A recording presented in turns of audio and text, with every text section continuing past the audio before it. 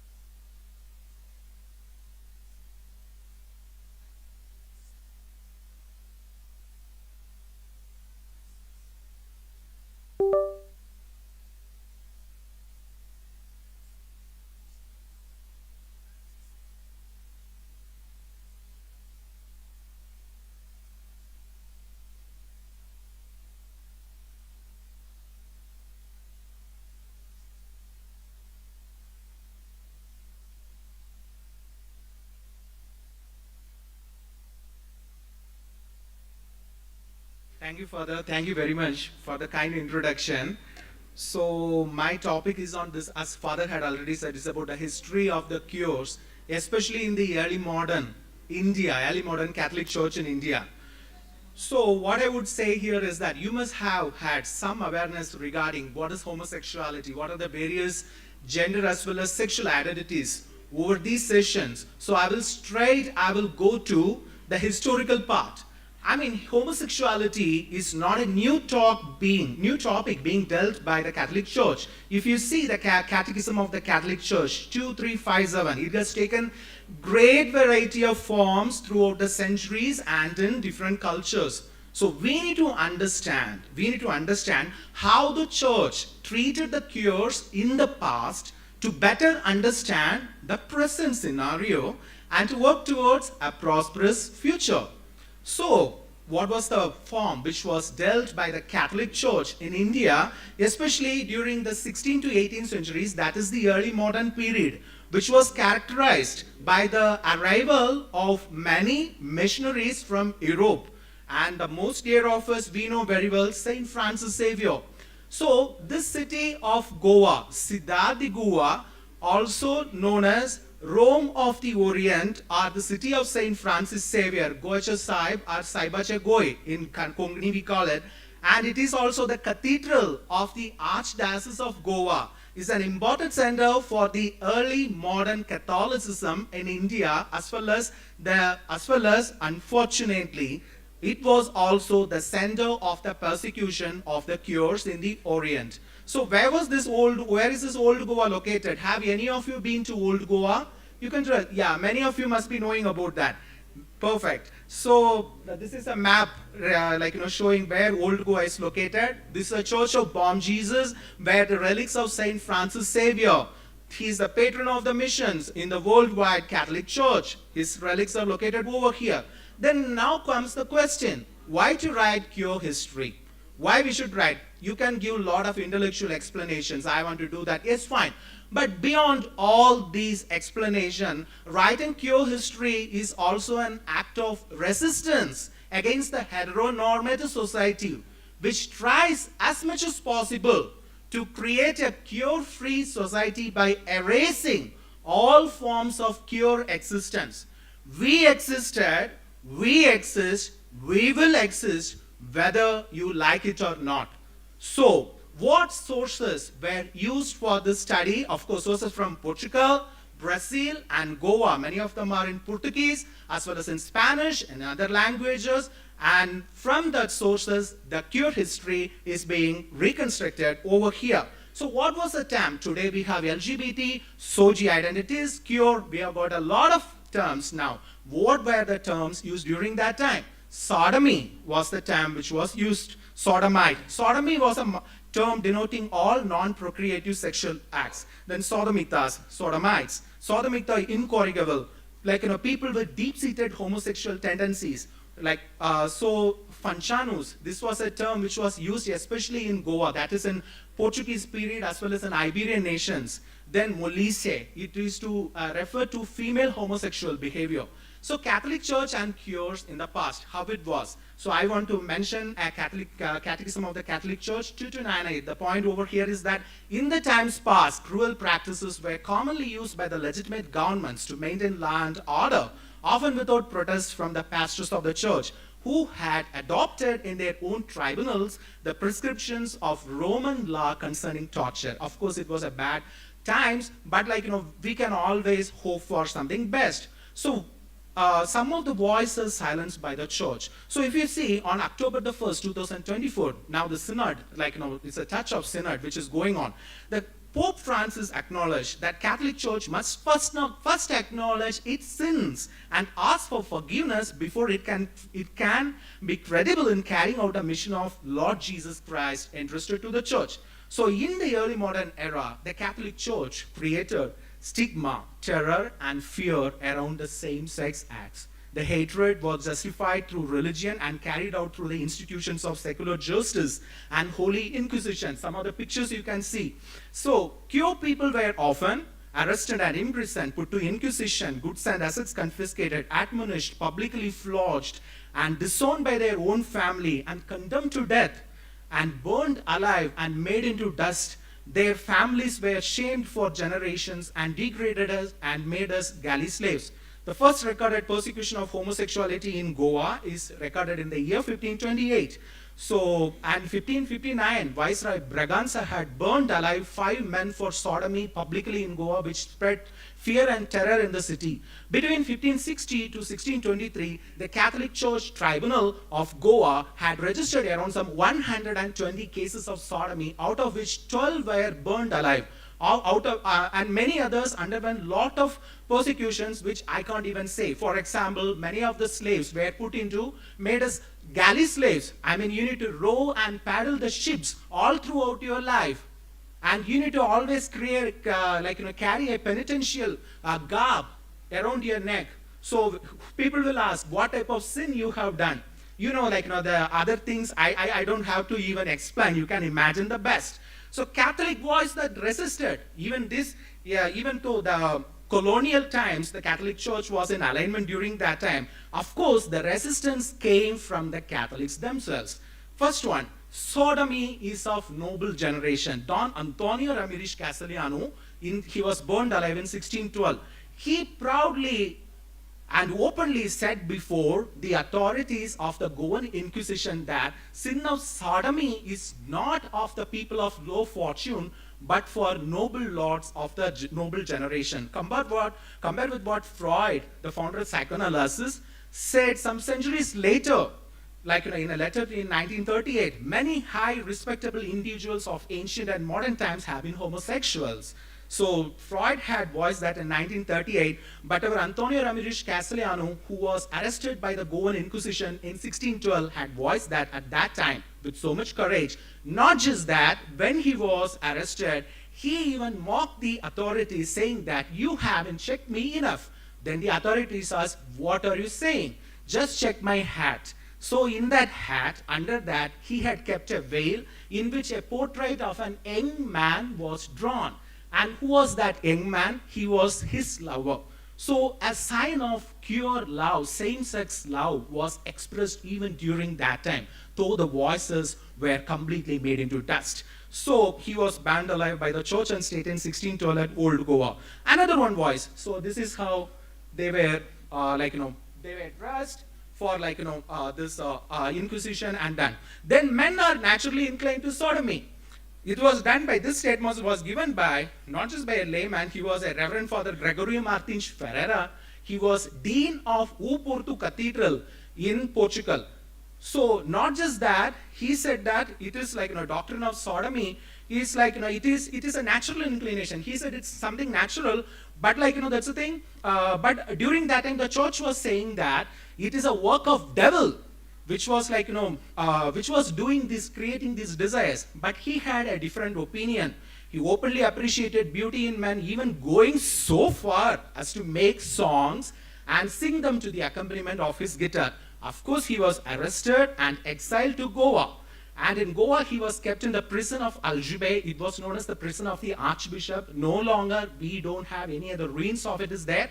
But it was described as one of the worst prisons of that time. So last information what we know about him is that in 1660, they were trying to exile him further into Africa. So let us compare then versus now, whether it is worsened or whether it is improved. So we might think that it must have improved. Of course, we now there is a lot of dialogue which is happening, of course. But whether in all aspects, we need to have an objective analysis of the same, and we need to bring the same here.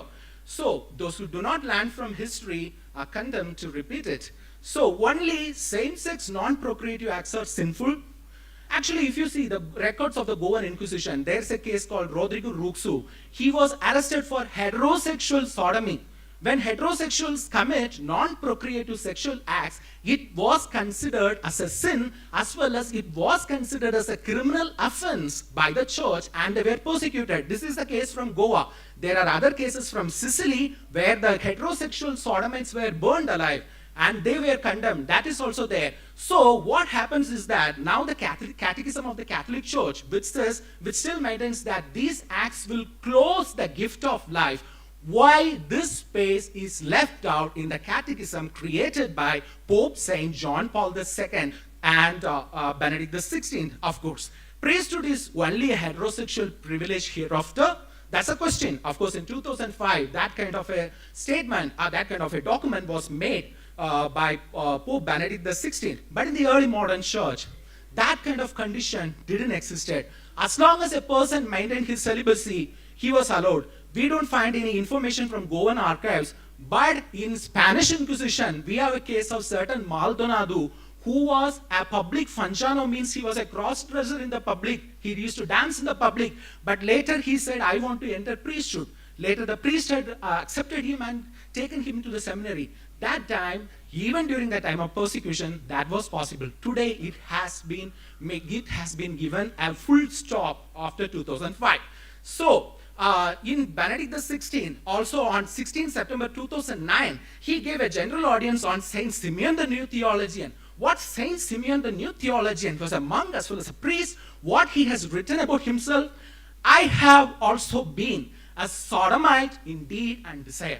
A saint of the church writing that. You might think that, okay, you are telling something, you are pulling something out of. No, it was written by Reverend Father John Anthony McQueen. He's a professor of early Christian thought. He's an Orthodox priest.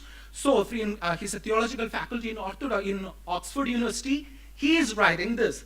So he is Saint Simeon the New Theologian.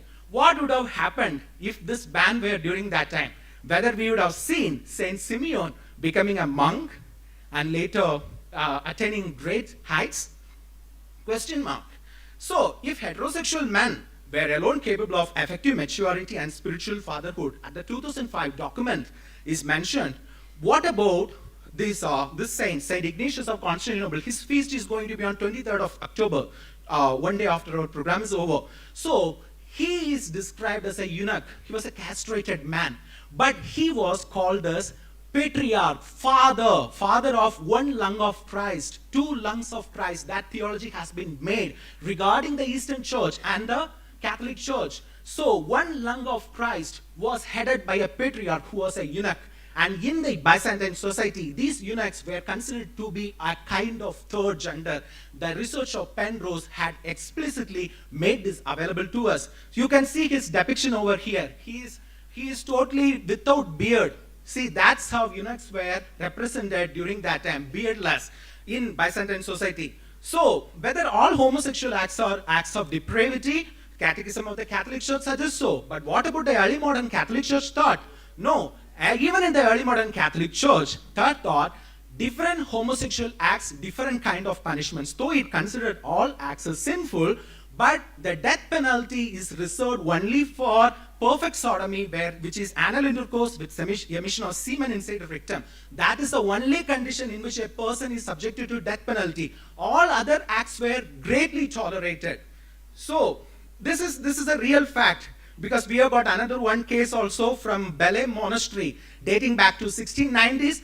Two novices, one novice and one master of, not master of novices, he was administrator or someone in the monastery. Both were in pure love and their letters were discarded by the Inquisition. But since they had, of course, physical relationship, but since the physical relationship didn't result in perfect sodomy, they were only left out with warning.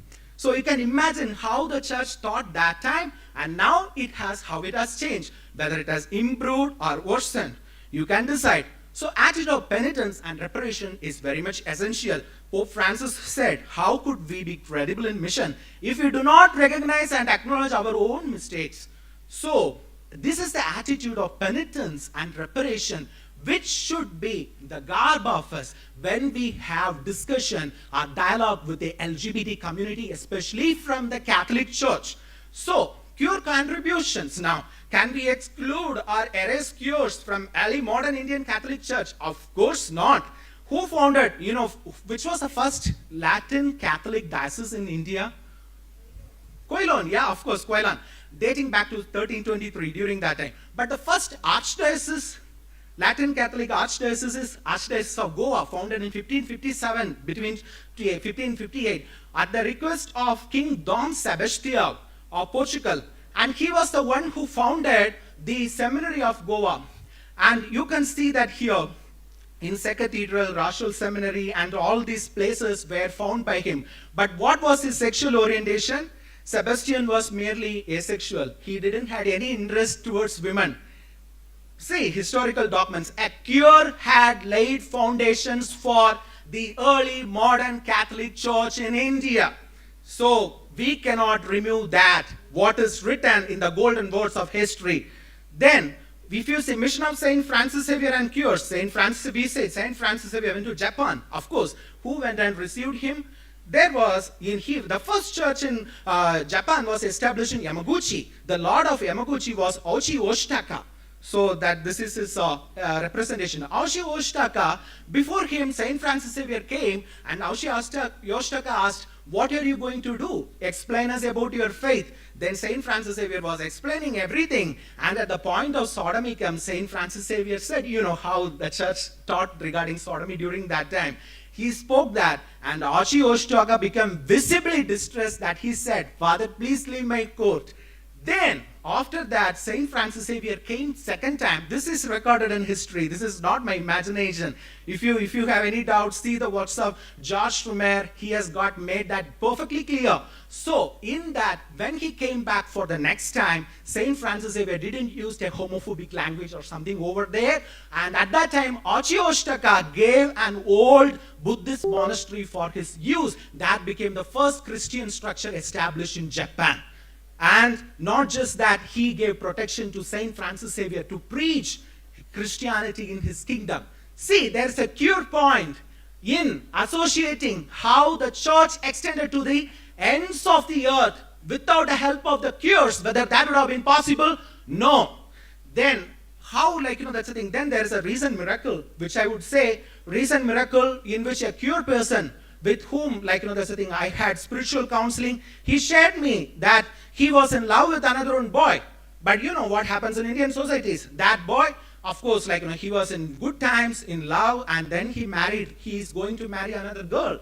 And he got heartbroken, and he thought, I will come finally to attend Mass, Easter Mass in Basilica, and I will finish my life. I will slit my hands. I will slit my wrist. But at the same time, as he was thinking of that thing, something came over to him in the Basilica of Bom Jesus. You should not leave my church today. You should not leave my church today. And his life was saved during that time. That's how Saint Francis Xavier is working behind the scenes, saving the lives of the pure people. And then translating historical knowledge into spiritual action. So I am taking a middle approach. Middle approach means I am maintaining the Catholic doctrine. At the same time, to ask for more inclusivity. Research on historical perspectives. This book this Made into Dust, Pure Voices in Old Goa. So this was funded by, of course, by Bridge and Embrace. Thank you very much for that. And of course, it was presented to Cardinal as well as Reverend Father Archie, who was a vice superior, like a provincial in the Carmelite Order of Kannada Goa province. And this article was also listed as a resource material by Reverend Father James Martin. And purgatory, our Catholic doctrine, we need to be Catholic in our work towards the LGBT community. Catholic doctrine, we must empty purgatory with our prayers. What happened to all the cured people who have departed? Who should think about them?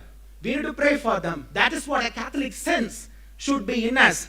And not just the cures. So based on this, on the directives of the Catholic Church, we have been doing charities as well as conducting novenas for the souls, as well as doing indulgences. And intercessory group, my whole strength lies in prayer and sacrifice. Who said? Our little flower said that. Of course, it's an inspiration. We have made a small group called Penitents of Saint Mary Magdalene, in which the concept of redemptive suffering of our Catholic Church is being applied. Of course, there is you may not be able to see that. So this is Sister Rose. Sister Rose is no more with us, but she used to do dialysis every week. She was affected with a very bad kidney disease. But what Sister Rose used to tell me is that, brother, I will offer all my sufferings for the cure people. So that is how she had done that. So we are able to do that thanks to Jesus, with whom we can do anything. Then spiritual support, we have been counseling, as in the sense, for many people, listening to their stories, and also a certain amount we have documented their traumas as a form of poetry over here. Yeah, that that's the thing. So his sufferings, real sufferings, what is experienced by a cure man, I have tried my best. Then pilgrimages evoke our earthly journey, CCC 2691. And also ancient element faith, which we want to restore its good elements. It also emphasizes great emphasis on the pilgrimages. So we have done a lot of these kind of penances and everything involving that what is possible from our side. And promoting devotions to cure saints during the Saint Simeon the New Theologian, or someone during his feast day. We can't do much, but we will go distribute food for the people of the of the old age homes. Then private devotion to Prince Sebastian of Turunsha. So Prince Turunsha was a prince from Ormuzd in Persia. So this prince came to Goa and he lived there, and he was arrested for homosexuality by the Catholic Church. And he pleaded for mercy. Father, I have sinned, have mercy on me. And during that time, who was the archbishop? Archbishop Dom Aleshti Meneses, who was like one of the giants in Indian history, you must be knowing that. And Aleshti Meneses didn't show any mercy. But finally, before his death, he asked the Jesuit fathers, instruct me in faith. He was a Muslim prince. For 3 days, day and night, he was catechized. On the day of his execution, he was taken to the place of execution, where he took baptism, taking the name of Sebastian, and his head was cut. So that's how cured martyr. He is also a martyr of faith as well as martyr of cures. You see in the Bible, at the final moment, after all the sufferings, the good thief said, Lord, he accepted him. And then the Lord said, today you will be with me in paradise. And of course, he is in paradise because in 1610, one Jesuit Father Guerrero, he wrote in Rilasau saying that this king who had suffered so much had attained the kingdom of heavenly glory. Yes, some small private devotion we do sometimes, for his canonization. It's to create an awareness. We don't know how much extent it will go, but it is to show that we cure people existed and we had made contributions and we suffered, yet we never forsake our faith. That's the conclusion, not just drawn by myself. Dr. Luis Bonth from Universidade de Bahia from Brazil, he writes that in all the cases which I encountered, these pure people, when they were burned alive by the church, they never forsake their faith. They were calling, Jesus help me, Mary help me. Even at the final moment, they didn't blaspheme against Jesus or saints. That is the faith, not just with the foundation of the apostles, upon these funeral pyres of our cure ancestors that our faith is also built. So finally I would say, without cross there is no glory. And we will finally conclude with the prayer of Saint Teresa of Avila. Let nothing disturb thee, let nothing frighten thee. All things pass, God does not change. Patience achieves everything. Whoever has God lacks nothing. God alone suffices. Thank you for listening to me. Amen.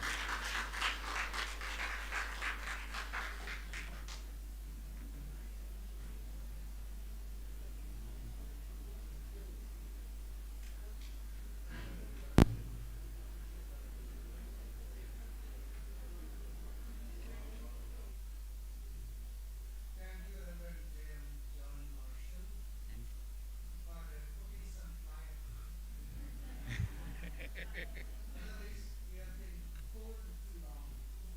And as a good historian, my assessment is that he presented the paper logically, systematically, starting with the explanation of the terms, then he went into the sources, then he divided the topic so well, and concluded it also beautifully. And congratulations. Thank you everyone. Just a note that the Roman Inquisition was a very severe one. Contemporary writers say that the Roman Inquisition was more severe than the one we had in Europe.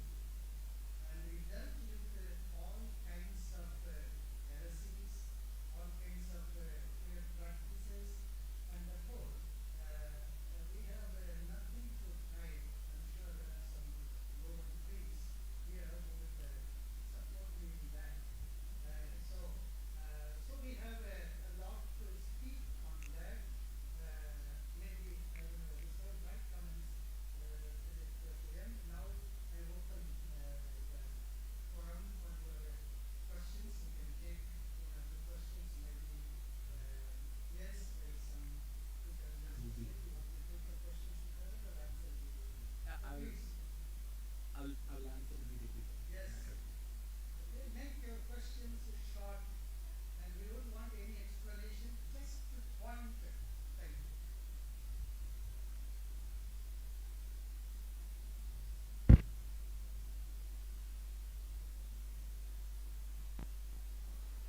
Hello.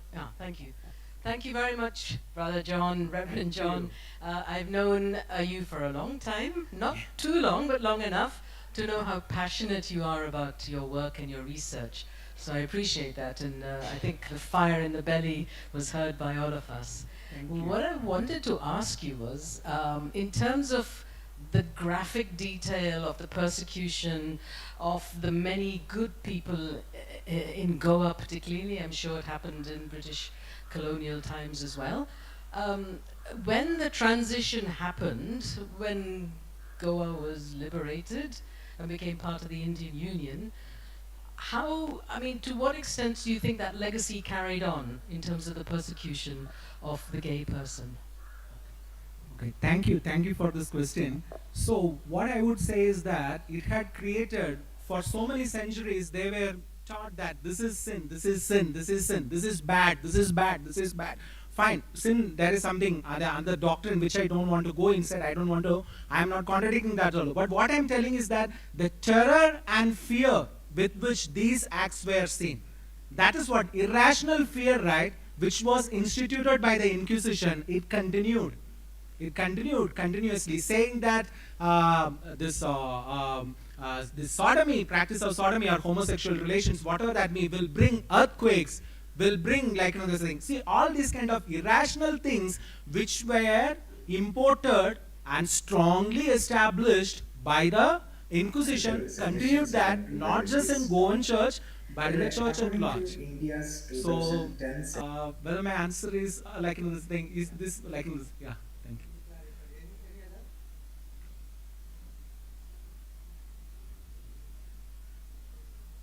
Yes.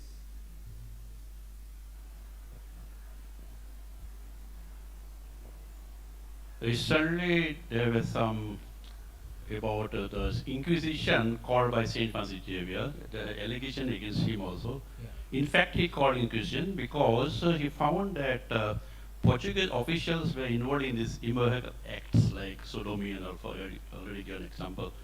He was very much worried about his people, Portuguese officials. They were involved in that, and he called. But he never lived in Goa more than 8 months. He was always out. Japan, China was going died on the way, Indonesia, and then Malacca, then in South Kanyakumari. But whenever he used to come back, he used to see these things happening. But Inquisition never took place when he was living. He died in 1552. Inquisition takes place in 1560. Of course. Now the people in Goa, especially the non-Christians, are blaming him. He called the Inquisition. Is it supportive of this square, as he said in Japan and all, or he was against this?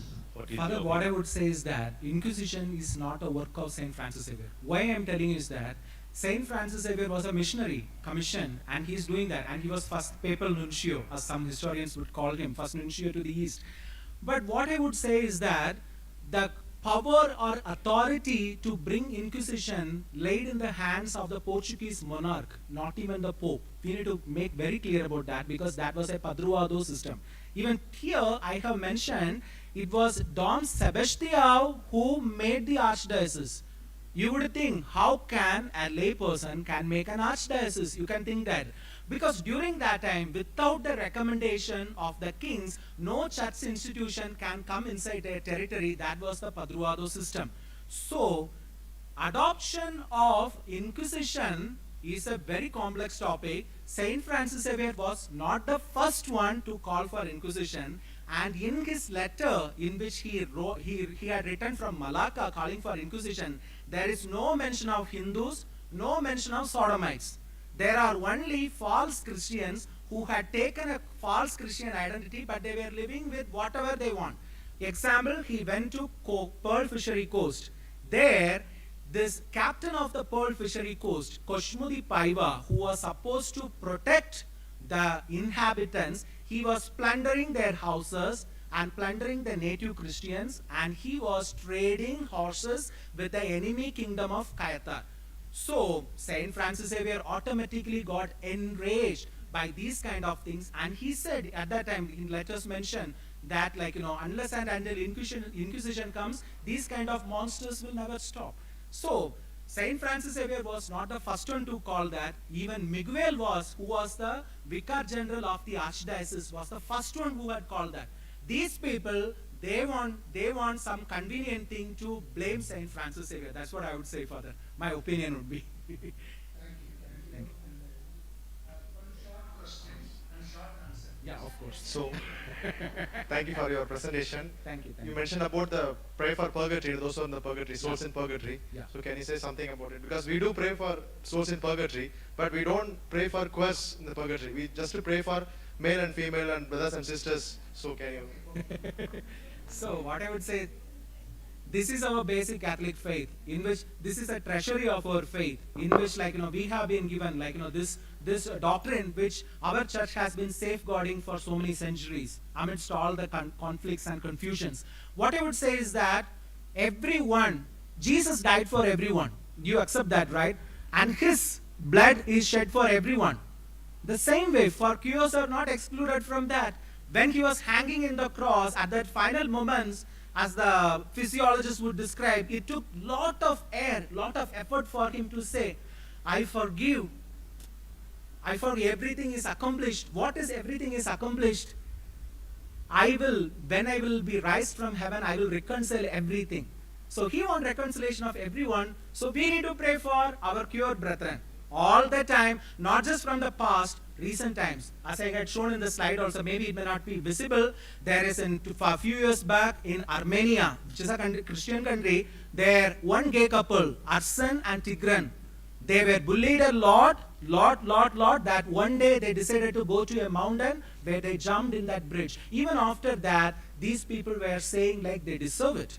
This is not a Christian mentality. So we are supposed to pray for these souls, because some souls will be kept in purgatory until the end of life. Some souls will be there for some short time. If you read the life of Padre Pio, you will be able to know that.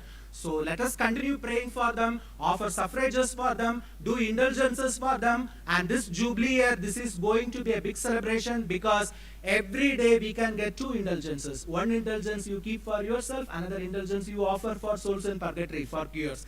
That would be amazing. Just a concluding note. I have to say that the sense of critical history is good, of course, but then we have to read with the worldview or the specs of that time. They were not people who were ill-intended. They were product of their times, and they have done their best to proclaim the love of God. Of course, I won't say that they are all saints, but they have put in more efforts. Today, it's easy to condemn them, but at the same time, remember the places they have traveled, the people they have baptized, the languages they have spoken, the people they have come in contact. Remember that. But at the same time, we cannot just let go also the things they have done. Remember, they are the product of their times. I wish you all the best for the continuing session. May God bless you. Thank you, Father. Thank you.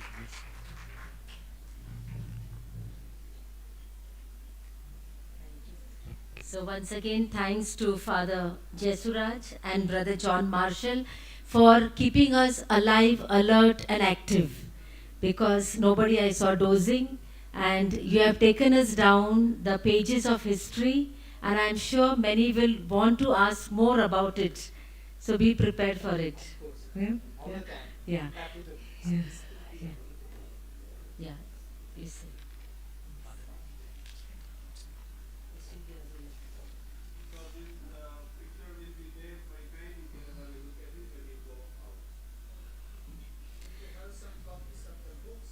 Yeah, sure, of course. Whomever who needs the copies of the book, they can just contact me. I will like to see.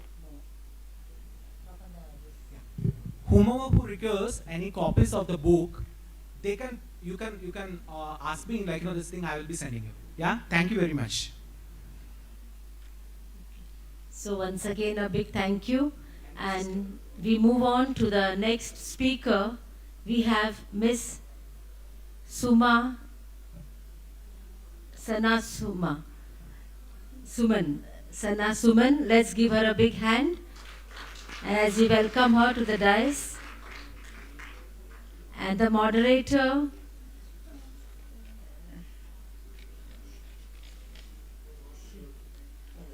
okay. Rachna is not to be seen here, but we shall call all the 3 speakers, the concluding speakers. This is their testing time to keep us alive. And we call upon Sister Anita Chettiar. Let's give her a big hand too. And we call Father Chilton George Fernandez. So we have these 3 speakers here now presenting their papers.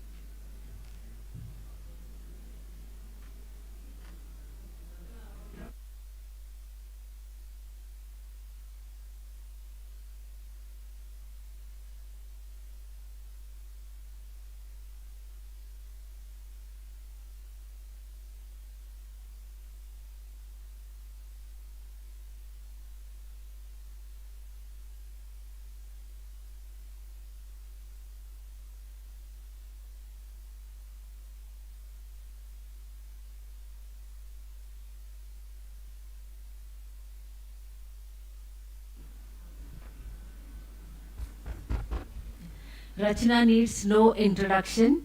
We have heard her, seen her, and interacted with her. So now over to you, Rachna, for the moderation. And we have our 3 speakers here. A warm welcome to them. Yeah, thank you, sister. And this, yeah, I'll actually go there. You should speak.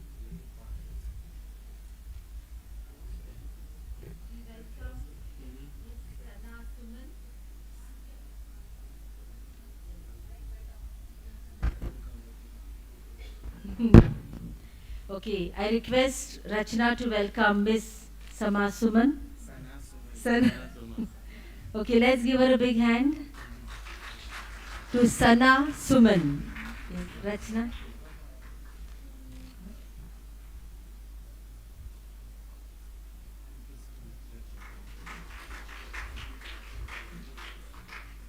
I also request again Rachna to welcome Sister Anita Chettiar.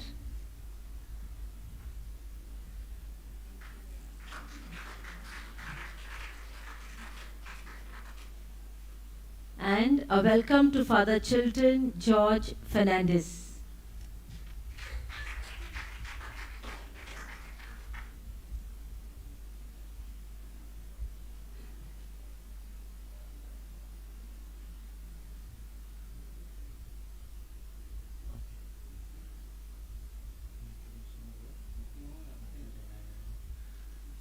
Yeah. Good evening, all. A warm welcome again. I'm the devil in the right time. Yeah. So today, let us welcome our panelists and Sana Suman, who is a good friend of mine. Just introduction of her. She's be dealing with the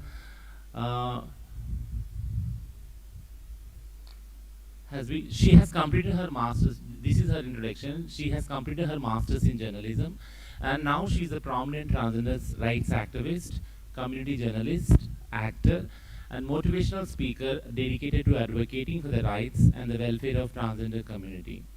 As the founding and managing trustee of Swatantra Trust and member of Transgender Welfare Board in Karnataka, she has played a crucial role in advancing the visibility and the rights of marginalized communities. We have Sana with us. She'll be presenting on the right to education. Yeah, over to you, Sana.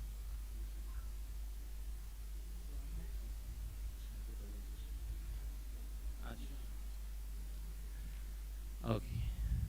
My another panelist is Sister Anita Chettiar. She will speak to us on experience of befriending Hijras in Mumbai, findings of a study on their status and problems. And another panelist, Father Chilton George Fernandez, is a priest from Diocese of Cochin, serving as the director of Ashray Center of Psychology, Counselling, Psychotherapy and Training with licentiate in Clinical Psychology for Pontifical Celsian University, Rome. He is an online consultant, group therapist, research associate, and has developed the T-set model for attachment trauma, and founder of Psychotrauma Care in 2016 at Fatima Hospital, Kochi, and a scientific advisor at NNATTI 2024, and a faculty at SRC Community College. He has presented papers in international seminars in several countries. Yeah, Father Chilton George will be presenting a paper on understanding the challenges faced by gender and sexual minorities through neurosciences. Yeah, welcome to all the panelists. We'll be off the dais for the presentations here.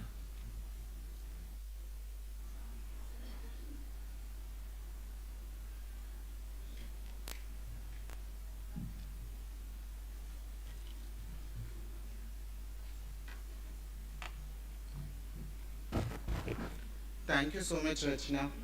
It was a pleasure that right time. Actually, I was like waiting, like we are abandoned, like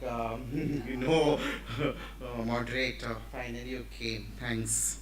So, dear lesbian, gay, bisexual, trans women, trans men, and my dear ladies and gentlemen, thank you so much. Thank you so much for this opportunity. It's my pleasure because this is something I feel that social change that being a transgender coming into this kind of a mainstream platform and taking this opportunity is a kind of, you can see that there's a social change is actually taken place. Right? Okay.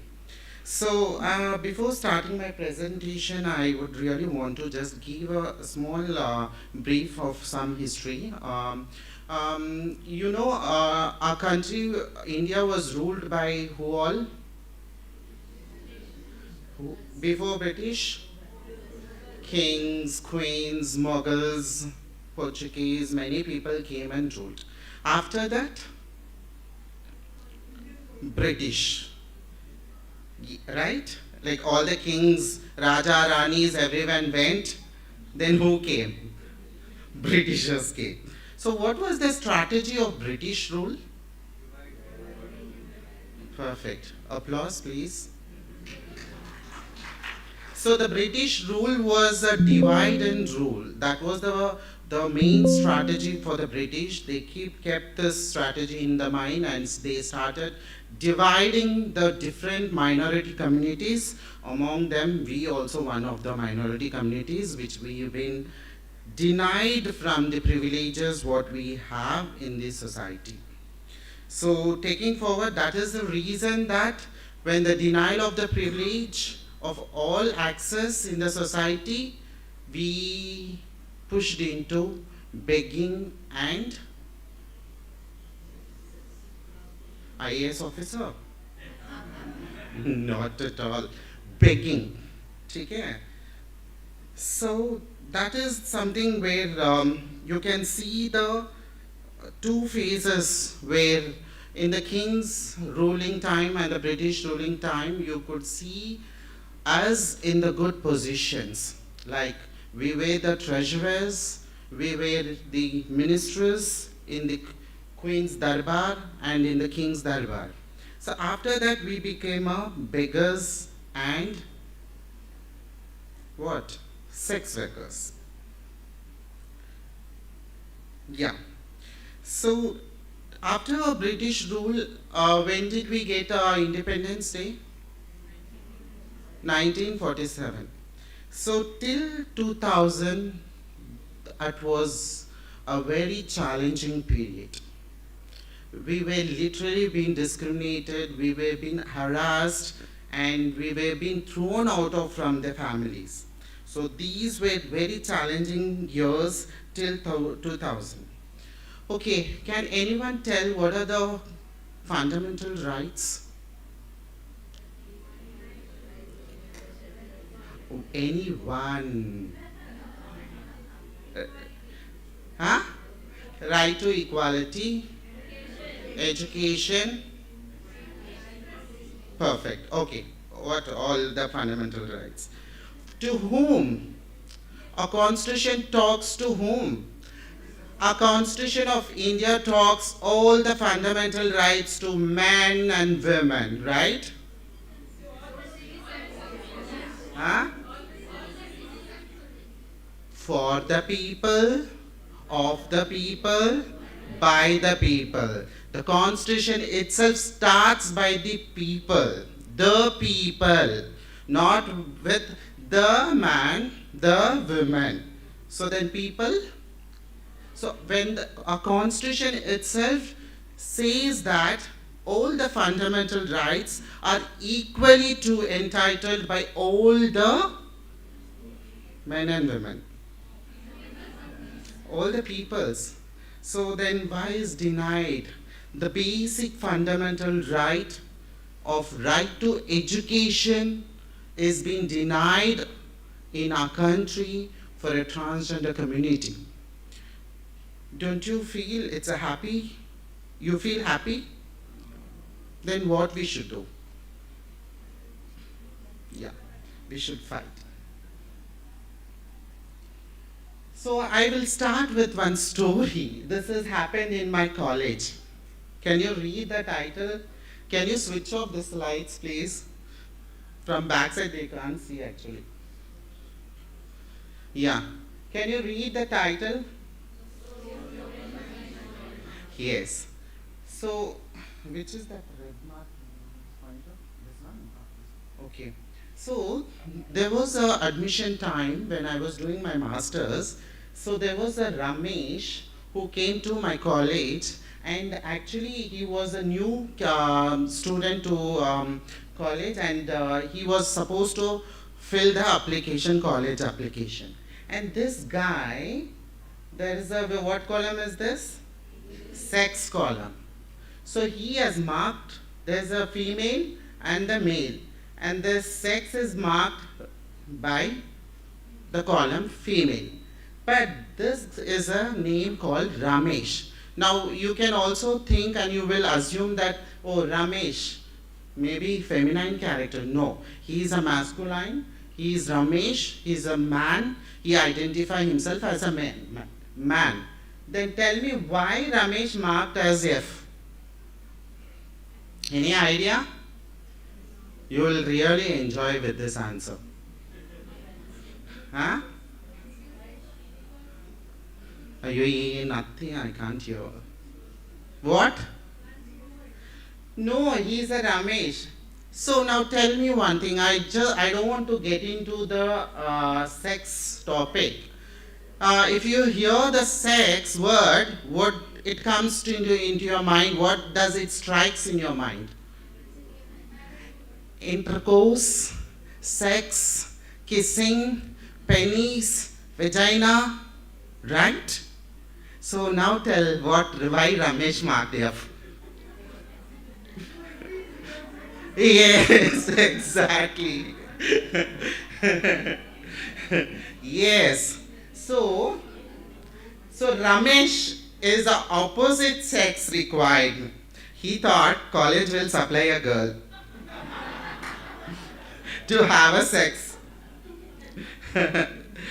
So why I'm just bringing this story in front of you is because in the school days, in the higher studies, we don't have the knowledge of what is sex. It's good that we should introduce the sex education in the higher schools so that what Ramesh is doing this kind of mistake that rest of any other people will not do. Right? This story was nice, right? Okay. Huh? Exactly, supplying girls. Wow. Okay. Can anyone read this? Louder. What kind of society we are in? Can anyone tell what kind of society we are in? Huh? Lovely, fantastic, inclusivity, equality. Do we see really equality? We are in a society of problem society. A girl is a fat, moti. A girl is a thin, skeleton. TB Kaile, TB disease. A girl is tall, Amitabh Bachchan. A girl is short, no boys will come. So black, again a problem. White is a problem. Eat beef, chicken, mutton is a problem, right? We have a problem in eating beef also in our country. We have a beef politics in our country. So even a transgenders also is a problem. So technically we have all a kind of social problem. So this is our society. What kind of society? Everything, black skin is a problem, white skin is a problem. Why you are so dark? Why you are so fair? All rejections, black girls are rejected. So I just want to bring some of highlights where in the schools, college and in the administrations. In the schools actually even teachers are not aware of what is the different identities we survive with. So n number of bullying happens, harassment, lack of awareness. They gave me 10 minutes notice also. So there is a discrimination in the college, sexual harassment happens in the college, there is no social security.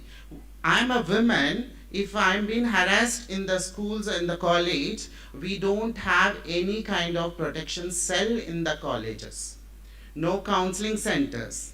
So these are some problems. And in applications, earlier we didn't had a column of other column. So it was very tough to get a admission in the college. So in 2014, 12, 13, I actually in 2012 I started went to a mainstream job, and I was not getting any promotion. So they were rejecting me because of I was not well qualified. I was undergraduate and it was discontinued. So that is the reason they said, why I'm not getting an increment and I'm not getting promotion is because you are undergraduate, you are not completed your further studies.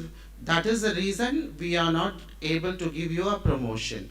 Then I took a challenge and I started moving in 2012 to 13, 14, around some 10 to 15 colleges. None of college gave me an admission. Any reason? Huh? Because of my certificate, what I did, it was in a male identity. My gender was a boy. My name was in a boy name. So I couldn't get my admission because the institutions need some reason to reject my application, and this was the reason that everywhere I was being rejected. And in 2014, we had a landmark judgment of Supreme Court of India which declared a transgender people the third gender, affirmed that fundamental rights granted under the Constitution of India will be equally applicable to them and gave them the rights. Applause, please. Thank you so much, Supreme Court, and for recognizing us as a third gender. Now, my question, my friend Rachna was also asking, who is the first gender? Who is the second gender? Who is the third gender? Why can't a woman be a first gender? Why can't a transgenders can be first gender? Imagine how the thoughts, the judiciary, the policy makers, still they are in same kind of mindset of categorizing male are superior, women are second, then we are coming third gender. And finally, with the help of, why did I thank Supreme Court is because of this judgment, I was able to get an admission in St. Joseph College. Thank you so much, St. Joseph College. But, yes, please clap. But the thing is, June, July, usually colleges will start in June. But my admission was given in August. So there was a 10 to 15 round of interviews for me. One round with about your identity, one round I was stressed. How many 15 interviews are you? Every day you go, because that was my first admission in the whole college, in the whole state. So finally, with the 10 rounds I completed with controlling all my patients, finally I got admission. In 2021, I completed my master's in journalism. So that was my challenge, and I did it, and I proved that society, hey, listen, society, we are not fit for only for sex work, begging, we also can do, we can also achieve. So this is my college photo. So I was a cultural rep, and they are my friends. So it was easy going for me because the people accepted me very easily. That is the reason I think I could sustain, and I was able to complete my education's master's. And then I raised a petition for the equal rights for the transgender community, and also to include other column in the college application. So I got a support of 76,832. Finally, the government implemented based on this petition that they brought other column, and they brought 1% reservation in Karnataka for the education. And also, before that 1% reservation, the Bangalore University brought 2% of reservation for the PG. Will you clap for this? No, please don't clap. All the people, we all dropouts at the age of what, sister? You did studies, no? When? 4th standard, 10th standard, 11th standard. Why this post-graduation? Who will take that post-graduation reservation? How senseless. So, there is no consultation of the community. Hey, listen, what you want? No, nobody are there to ask. Just inclusivity, diversity, we want to bring the highlights. So, we are getting 2% of reservation in Bangalore University for the PG. It was not relevant actually. So that's what the reservation 1% we got, and I spoke about the 2% reservation and other column, and BBMP brought a scholarship for the transgender people for their admission, and we were able to change our mascots from a dead name to the existing name. So that was a easy process for us. And our gender change certificate also was able to do. Finally, after my initiative and after my my college completed masters, these two people came forward to get admission in that college. And at last, 10 people got the admission in the college because I made my initiative and I proved that we can also sustain in the society. Society is not so bad that how we think. Clap, no? So then again of course, after education, then no father, no mother, no support family. So how do you leave? You want to leave with, you have to work. So after my education, I was working as a community journalist for Youth Ki Awaaz, and I was a host of music channel Raj Music, and I was appointed based on my attire and look. But the first show I went and I took a mic and I started speaking, they literally called me, stopped me, and they called me to the manager's room saying that there's some technical problem, we will cancel the first show. So what will be the reason that why they cancel the show? Exactly. Your voice, you look like a girl, but your voice is, oh. So that was the problem. So then I didn't give up. Finally, I joined as a newsreader in one of a Kannada channel, and I was a host for many programs. I even interviewed the legislative council members, and I was into a legislative house of Vidhan Sabha in Karnataka.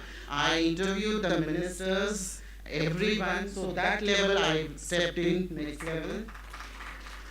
I was a reporter, worked in one of a news channel, and I got married. But unfortunately, my marriage got broke. Actually, why? Because he got to know that I am not a woman. So he was with me for 4 years, and then finally he came to know that I was a woman, but then he came to know that I am a transgender, family came to know, and his family committed suicide because he is with me. So that is the reason we got separated. The family emotional blackmail. And I have a daughter. This is my daughter, and I don't want to say adopt, but this is my daughter. This is my future. Her name is Enya. So I wrote a Karnataka Administrative Service exam, And why did I attend this exam is because I want one reservation in Karnataka. That is the reason that KS exam I attended. And I filed a petition in Karnataka Tribunal Court because I was not given any reservation. And also I filed a petition in High Court of Karnataka and petitioner for IPC section 377. And also I was a drafting committee member. And finally we got 1% reservation in government job employment. And in 2018, based on IPC section 377, we got the historical judgment of 377. And yeah, this is something our organization. And we have a group of people, we have tailors, we have a self-employment of groups that we work in our organization. And thank you. I'm sorry I've taken some time because I'm privileged to take time. So this is my space. I took sorry, but I'm sorry. Lights on. Yes. As rightly said Sana, we are like much privileged from the unprivileged of the society. Thank you, Sana, for explaining where you are the historical exclusion of transgender community in this country from the rulers to till the independence and the post-independence, and also the fundamental rights, having no basic understanding in our society. And you not only acquired education for yourself at birth, but also fought for the rights, and that's how you have been part of the revolution of 1% reservation in the jobs and also 2% reservation in the education. And your self, like your story itself, your personal journey has been so so amazing, like so inspiring. And when I look into you, like I can see that you are the true torchbearer for the not only for the right for education, but also the whole welfare of the transgender community of this nation. A big applause for Sana. Yeah. Now I would like to invite Anita Chettiar for her presentation. Yeah.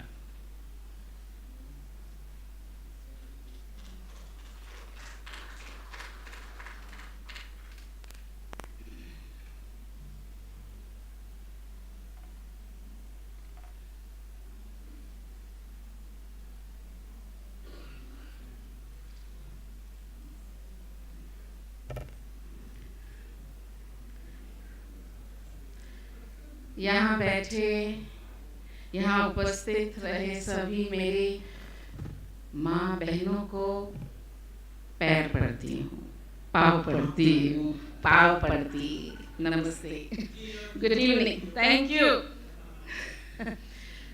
बहुत प्यार पाया है मैंने, मेरे जो doctoral studies में मैंने जो 7 साल गुजारे, MSW में 2 साल यही सब्जेक्ट में किया मैंने, तो पूरे 10 साल आपके साथ रहना, बैठना, सोना भी बहुत प्यार मिला मुझे। बहुत बहुत शुक्रिया, जोरदार तालियां। So here I begin. I read every word so that I don't waste time. The title of my doctoral research was The Status of Hijras in Civil Society, a study of Hijras in Greater Mumbai. I did this study, I completed this study in 2010. So actually it is a 15-year-old study, but nevertheless the reality more or less remains the same. So I go ahead with this presentation. Sex is what you are born with, gender is what you recognize, and sexuality is what you discover. This was the comment made by one of the Hijra respondents of the study. The significance in her comment was the ease with which she conceptualized the 3 constructs which theorists and researchers grapple with: sex, gender, sexuality, and a person's interactions in civil society needs to be understood not only philosophically, but also in its theoretical perspective. India's sexuality diversity is as old as Indian, according to Balachandran 2002. The amalgamation of many local and foreign cultures that we collectively call Indian culture have always included non-heterosexual. Some of these have coalesced into cultural patterns of varying degrees of visibility in society. The Hijras are probably the best known of these. The concept of Hijra. Who is a Hijra? The researcher, that is me, attempted to define a Hijra as follows. A person who defines and expresses herself and expects others to identify her as a woman or a member of the third gender, regardless of her chromosomal sex, genitalia, assigned birth sex, or initial gender role, and who is essentially a member of a cult called the Hijra community, ascribing herself as a chela or a disciple of another Hijra, whom she addresses as her guru, a teacher, and or as a guru herself of another Hijra who wishes to become her chela. The male to female MTF transgenders in India, commonly known as Hijras, are one of the least understood, hardly researched, despised, scorned, and callously neglected groups in Indian society. Though they are often considered as objects of curiosity and ridicule, they are almost deified in some circles, not only in India but also in many other countries of the world, though under different names. This doctoral, quantitative and exploratory research entitled The Status of Hijras in Civil Society, a study of Hijras in Greater Mumbai, was an attempt to explore the interface between Hijras and civil society. Hence, it comprised of two units of analysis, Hijras and the members of civil society. The objectives of the study related to the former unit was to ascertain the status, self-perception, and self-esteem of Hijras, to understand their problems, efforts, and expectations. The objective of the latter unit were to measure the attitudes of civil society members, whether favorable or unfavorable towards Hijras, and also to understand their experiences as well as their expectations with regard to Hijras, particularly in Mumbai. The profile of both these units was sketched using the revised Kuppuswamy scale of socio-economic status. A standardized scale entitled Adult Self-Perception Profile. This was Susan Harter from 1986 scale which I used, with 12 domains: social ability, job competence, nurturance, athletic abilities, physical appearance, adequate provider, morality, household management, intimate relationship, intelligence, sense of humor, and global self-esteem. Along with a semi-structured interview schedule was used to measure the self-perception operationalized as self-esteem of the Hijra respondents, the sample size of which was 63. They were interviewed personally using a non-random purposive snowball technique of sampling, depending on their availability and willingness to participate in the research. Similar sampling criteria were used in the four focus discussion groups that were conducted to understand the problems faced by the Hijras.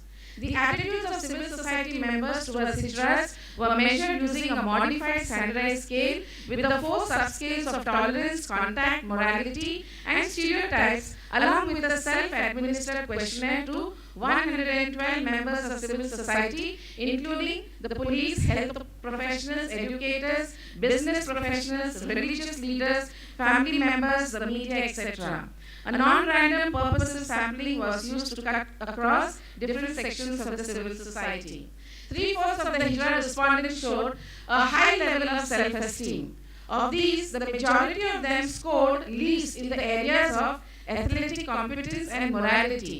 Of the remaining quarter of the Hijra respondents with low self-esteem, the majority of them scored least in the areas of athletic competence, followed by physical appearance and morality. These dependent variables play a crucial role in the understanding of the Hijras. Their self-perception, their keen desire to look more feminine, to be accepted as women by civil society, and also the risks and moral issues involved in their traditional occupation of begging and sex work, which largely surfaces as a bone of contention among the members of civil society as a result of their experiences with the Hijras. Descriptive statistics on the scores obtained by civil society members on the attitude scale produce a positive kurtosis with a negatively skewed curve indicating that Majority of the civil society members are highly favorable in their attitude towards Hijras. A qualitative analysis of the responses to the open-ended question showed that while many members have a positive compassion for Hijras, several others still do not accept them, and still others are at the stage of curiosity and are yet to take their stand of total acceptance. The reflections of civil society revealed the search to construct a third gender category. The good news, which Sana already mentioned, on 15th April 2024, the Supreme Court of India ruled that transgender, this was much after my study, after 5 years of my study, this news came, was a very good news. Should be treated, that transgender should be treated as a third gender to protect their rights under the Constitution, Parliament and state legislature. The court's judgment included provisions for education and employment, reservation and social welfare schemes for the transgender community. The court's ruling was based on a petition filed by the National Legal Services Authority, famously called the NALSA judgment. Suggestions of Hijras to civil society. Following is a summary of the suggestions of Hijras to civil society and to all of us here. The tick marks indicate the respective group's suggestion. It is to be also noted that the following suggestions depended on the profile of the respective group. मैं दूसरा file on करना चाहती हूँ, 1 minute.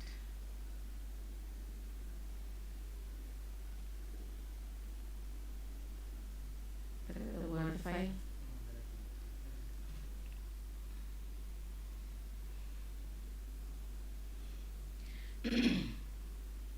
अभी जो मैं बोलने वाली हूँ, ऐसे डबल में आता है, सिंगल स्लाइड है. Enable it, please. Okay.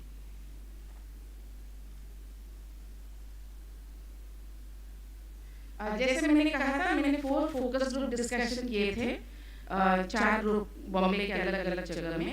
तो वहाँ से हिजरा उन्होंने मुझे ये सजेशंस दिया, उनके कंसर्न से, डिमांड से, कि सिविल सोसाइटी लोग उनको रिस्पेक्ट करें ह्यूमन बीइंग्स की तरह. आई कंटिन्यू इन इंग्लिश ना. अलॉटिंग ऑफिशियल जेंडर कैटेगरी, वो तो हमें मिल गया, third gender category. Then provision of an identity card, mainly to protect. I do have 10 minutes now. Or 10 minutes or? Okay, so 10 minutes more. Okay. Then provision of an identity card, mainly to protect them from police harassment. Permitted to do their traditional occupations like begging, dancing, etc. Pension for Hijras who are sick and aged. Need to obtain a ration card, election card, passport, bank account, PAN card, medical insurance. During those days, of course, 15 years before, it was really very, very difficult. Provision of free or subsidized housing for sick, aged and disabled Hijras to be treated as women in hospitals and kept in women's ward. Allot reservation for Hijras in education and jobs. Livelihood or employment guarantee scheme. Then encourage families to accept children, siblings who are Hijras. Include, that time of course not Hijras, from intersex children. Inclusion of transgender sensitization in schools and colleges along with sex education. Provision of either separate cells for Hijras in prison to include them with women. Legalization of marriage with pantis. Provision to travel in ladies' compartment in trains and use of ladies' toilets. They also mentioned following behavior expected from civil society members. ये जो पहले मैंने जो बताया, ये जो 12 points हैं, ये हिजरा लोगों का मांग था सिविल सोसाइटी से, सोसाइटी इन जनरल. लेकिन सिविल सोसाइटी मेंबर्स के बिहेवियर कैसे होनी चाहिए, वो कहते हैं मनुष्य के समान व्यवहार किया जाना, महिलाओं के रूप में गरिमापूर्ण व्यवहार किया जाना चाहिए, अपशब्दों से अपहास या चिढ़ाना न करें, किसी के स्त्री नाम से या माँ, बहन, चाची आदि के रूप में संबोधित करें और स्त्रीवाचक सर्वनाम जैसे वह, उसकी का उपयोग करें. हिजरों का यौन शोषण करना बंद करें.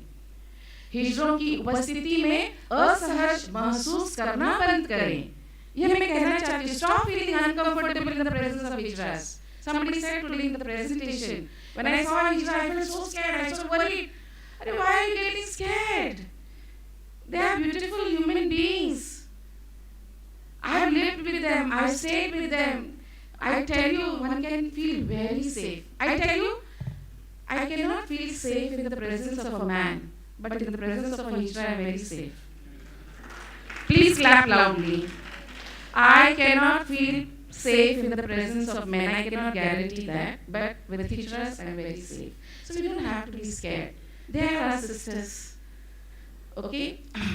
तो हिजरों की उपस्थिति में असहज महसूस करना बंद करें. पुलिस और मैं ये भी कहना चाहती हूँ, जब मेरे स्टडी के बारे में जब मेरे बहुत जनों ने सुना, उन्होंने बोला कि अनीता तेरे स्टडी के बाद जब भी मैं हिजरा को देखती हूँ मेरे दिल में प्यार आता है, मैं बहुत सम्मान करती हूँ. तो इसके लिए हम लोग ये शेयर करते हैं हमारी स्टडीज के बारे में, ताकि लोगों में आपस में एक सम्मान जाग उठे हिजरों की तरफ. पुलिस या अन्य लोगों द्वारा परेशान किए जाने पर हिजरों की मदद करें और उन्हें बचाएं. परिवार को हिजरा भाई बहन का समर्थन करने और उन्हें स्वीकार करने की आवश्यकता है. उनके साथ परिवार के सदस्य की तरह व्यवहार करें. राशन कार्ड, मतदान अधिकार, आवास, बैंकिंग आदि जैसे नागरिक और राजनीतिक अधिकार प्रदान करें. हिजरा सेक्स वर्कर्स, बार डांसर्स और महिला सेक्स वर्कर्स, बार डांसर्स के बीच भेदभाव करना बंद करें. अन्य भिखारियों और हिजरा भिखारियों के बीच भेदभाव न करें. वृद्धावस्था पेंशन का अधिकार. Many Hijras who become old, how are they going to sustain themselves? So right for a pension during old age. Then उनके संबंधित धार्मिक अनुष्ठान के अनुसार दफनाने या दाह संस्कार करने की उनकी इच्छा का सम्मान करें. असाध्य रूप से बीमार हिजड़ों के लिए घर धर्मशाला का प्रावधान. ये 11th पॉइंट में कहना चाहती हूँ यहाँ पर. Despite their wish to be buried or cremated according to their respective religions. मेरे सैंपल में 2-3 जो क्रिश्चियन थे उन्होंने यही कहा था, when I die sister I would like to be buried in a Christian cemetery, but I am not sure. Now when I go to church also I am feeling very guilty whether I can receive communion. And one of the Hijras told me also, sister, can you, once she went to the church, all the women they said, hey, why are you going to church? She wanted to go for communion. Hey, don't go for communion. Then she said, sister, can you arrange one confessor for me? I want to make a good confession because I want to receive communion.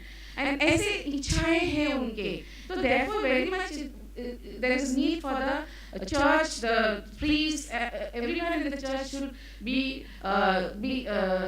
should know this reality, their wishes, their realities, their rights, and change, and be more welcoming in our churches. असाध्य रूप से बीमार हिजड़ों के लिए घर धर्मशाला का प्रावधान भी करना जरूरी है. Now we suggestions of individual hijra to other hijra. मेरे स्टडी में मैंने हिजड़ों से ये भी पूछा, आप अपनी दूसरे हिजड़ा को क्या कहना चाहोगी, क्या सुझाव है. तो एक है एटीट्यूड, रवैया कैसा होना चाहिए, जो हिजरा खुद बोलती है हमारा रवैया कैसा होना चाहिए, और हमारा व्यवहार भी, वो बिहेवियर है. रवैया कैसा होना चाहिए, स्वाभिमान मत खोना, स्वयं को कलंकित मत करना. Don't lose your self-respect, don't stigmatize yourself. हिजरा होने के तथ्य को स्वयं स्वीकार करना. चिंता मत करो, खुश रहो का भाव रवैया रखना. अपने आप को सम्मान के साथ और एक महिला के रूप में खुद को सम्मान के साथ रखें. समाज के प्रति स्नेही रहे और सम्मान पूर्वक व्यवहार किया जाए. मन में आक्रोश न रखें. एकता से रहो. अमीर और गरीब हिजरों में भेदभाव न करें. ये आपके व्यवहार, attitude, this should be the attitude. Now my own Hijra respondents told how the other Hijra behavior should be. Transgender के रूप में परिवार के साथ रहे, हिजरा समुदाय में शामिल न हो as far as possible. यदि अपरिहार्य हो तो हिजरा समुदाय में शामिल हो, लेकिन अच्छे रोल मॉडल का अनुसरण करें. सेक्स वर्क में शामिल न हो, नैतिक रुख अपनाएं. सेक्स वर्क से भी ज्यादा सुरक्षित है मंगती करना. यदि आवश्यक हो तो सेक्स वर्क करना. सुरक्षित सेक्स का पालन करें. मंगती, बधाई और पन की बजाय, ये सब मैंने समुदाय में सीखा है. मंगती पे जा रही हूँ, बधाई पे जा रही हूँ, पन पे जा रही हूँ, चलो बाय. मैं भी आती हूँ थोड़ा सा, स्टेशन तक आपके साथ आती हूँ, उसके बाद मैं अपने रास्ता चली, तुम अपना रास्ता चलो. ओके. और ये फैक्ट है ना, लोगों ने कहा है इसमें हमें ज्यादा पैसा मिलता है सिस्टर, आप मुझे एनजीओ में काम दोगे, इधर दोगे, उधर दोगे, कितना सैलरी दोगे, 10,000, 15,000, मुझे ऐसे ये सब काम करने से मुझे 25-30 आराम से मिल जाता है, मुझे मेरे फैमिली को भी भेजना है सिस्टर, तो क्या करूं? So therefore we cannot be very judgmental, okay, until we get a alternative. An alternative should be suitable one, okay. So यदि मंगती बधाई जरूरी हो तो शालीनता से करें, बिना स्कर्ट उठाए, बिना ताली बजाए, बिना परेशान किए, बिना मांग किए या बिना उकसाए। भिक्षा इनकार करने पर विनम्रता पूर्वक स्वीकार करें। यदि अपरिहार्य हो तो शराब से बचे, नशे में मत रहो। पंथियों को आर्थिक रूप से शोषण न करने दे। याद रखो, पंथियों को आर्थिक रूप से शोषण न करने दे। ठीक है? Okay, that's it. Thank you.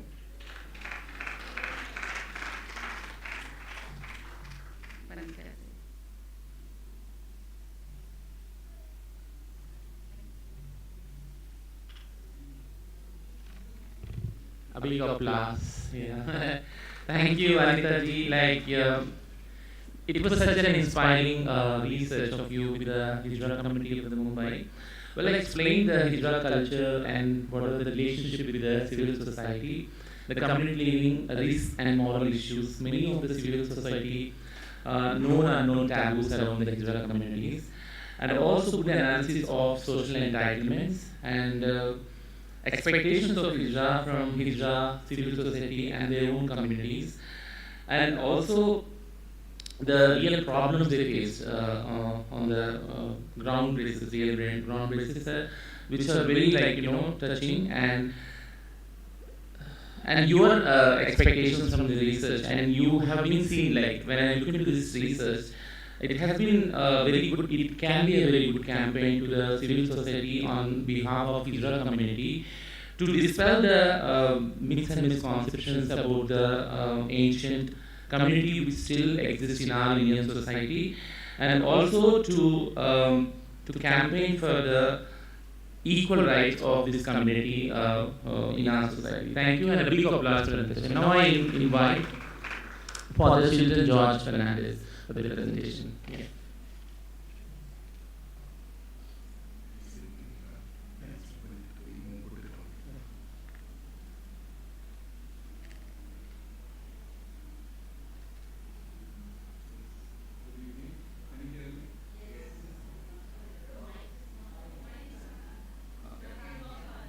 Yeah, now you can hear me. Little bit? Yes, it's coming. Okay, so I have a small presentation, but then. Okay.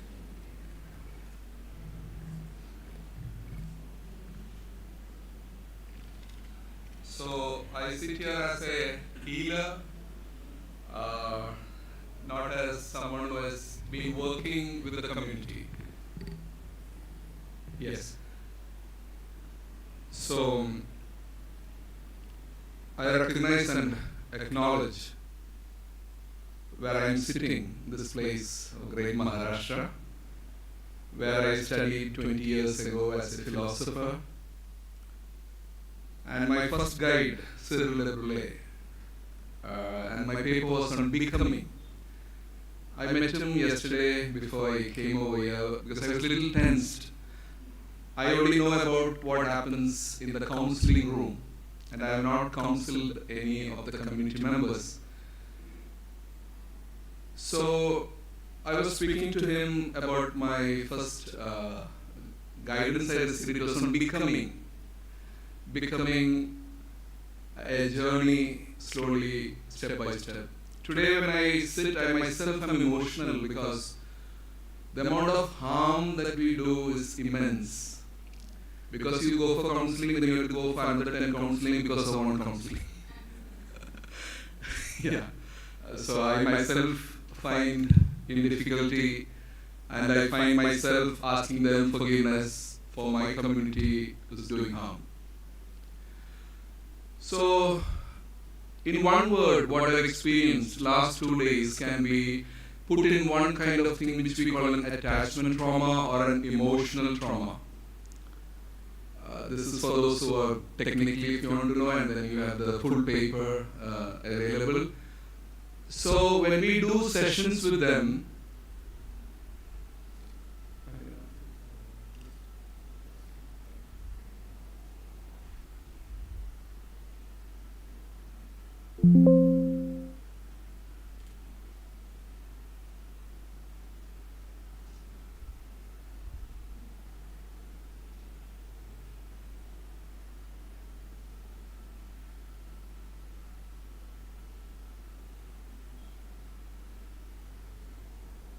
okay. I have a protected file now, which is too protected, so you can't see. You see, counseling is so confidential, we have protection and things, so I abide by that, and now it is not opening because it is so protected. Yeah. So, so I mentioned what I have seen the last 2 days is, any conversation has to begin with washing the feet of the persons who are aborigines, who own this land. You have seen my name, Chilton George Fernandez. I am a tourister who came then, maybe took some of the things from this country. Maybe I am aware, I recognize. So the place of counseling is a place of miracle, because counseling science has grown into a level of spirituality too. So I want to bridge that gap, spirituality and counseling. How, as a Catholic priest, I would begin every session with recognizing and acknowledging that I am unworthy of listening to you, and the amount of damage that I have done. So, we have this great word mission, we are nobody to judge the past or the Christian missionaries, but at least now we are becoming. As we are becoming, we can own it. My tradition or the Inquisitions, I come from Cochin, so it is, in the Latin rite, it's the second diocese. We have still some issues with Kollam and all. That's all part and parcel of history. So we know the amount of damage that is done. Even this Sunday, we are having a Mass of Reconciliation, because there are still dioceses who would not give funeral rites, a Mass, if the person has lost his life through suicide. No, the Vatican has changed the liturgy and is open to that, but there are still local churches who would not. So one of the foreign vicars called me, "Are you mad, counselor? People want to forget." I told, "Father, how can you forget a dear one, your sibling, your parent? How can you just say that it's not possible?" So it is challenging. This Sunday, we are having a Mass for remembrance for those who lost life. We don't know the reason. No, even that simple thing, which Vatican has approved of us, but we find difficult to have a Holy Eucharist. So that is the immensity or the lack of awareness or courage for us to care for the faithful. I'm not talking about outside, just think about what is happening inside. So I recognize and acknowledge that as a Catholic priest, the privileges I have, and so much domination I do in my workplace as a man, and I don't have the resources. See, how many psychologists are there who are trained to deal with the community people? In Bombay there is, I know, a group. I know because one of the psychologists revealed that I am lesbian, and then there was a great issue to take over their certificate, because you might harm someone in the counseling. I'm just talking about the present situation.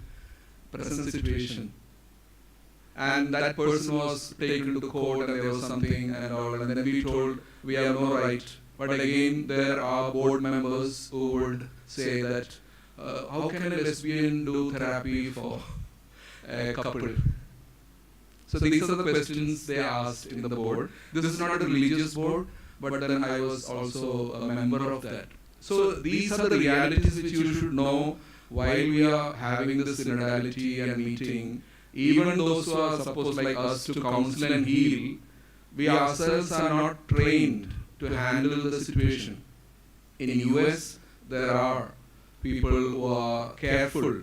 Even it is only 3 years now that we have to ask the client, what can we call you? He, she, her, they, and all. So it is recent things. Sometimes you might get angry, that's fine.